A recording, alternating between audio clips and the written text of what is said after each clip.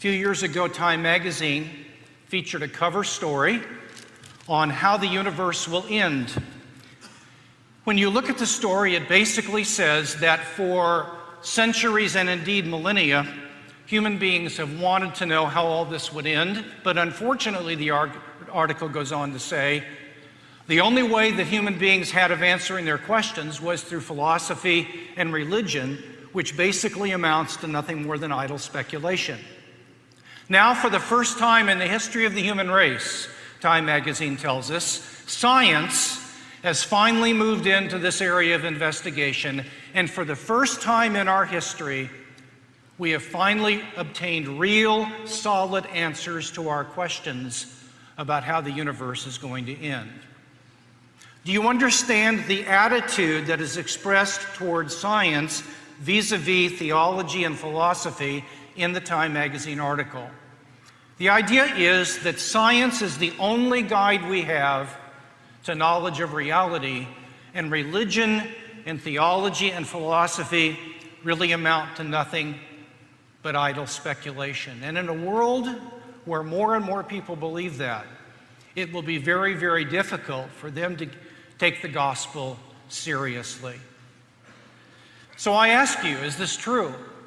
Is it really the case that science has somehow made belief in God unreasonable and indeed obsolete? It will come as no surprise to you that I profoundly disagree with this sentiment, and I would like to give you 4 reasons why in the next few minutes that we have together. I want to share 4 reasons why I think it is not true that science has made belief in God obsolete. Number 1, the claim that science is the only way we can know reality, as Time magazine put it, cannot possibly be true because the claim is self-refuting. Let me say that again. The claim that science is the only way that we can know reality cannot possibly be true, in spite of what Time magazine says, because the claim is self-refuting. And you say, explain that.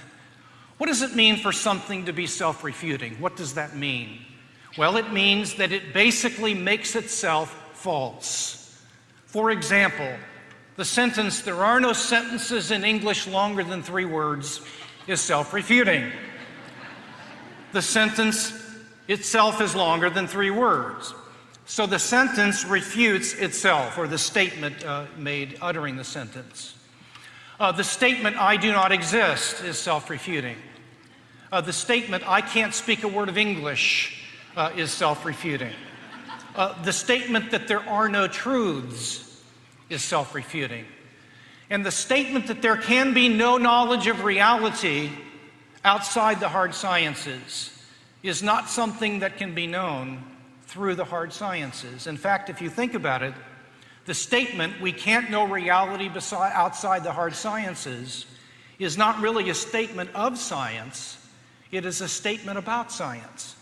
Turns out it's actually a philosophical statement that says that we can't know philosophical statements.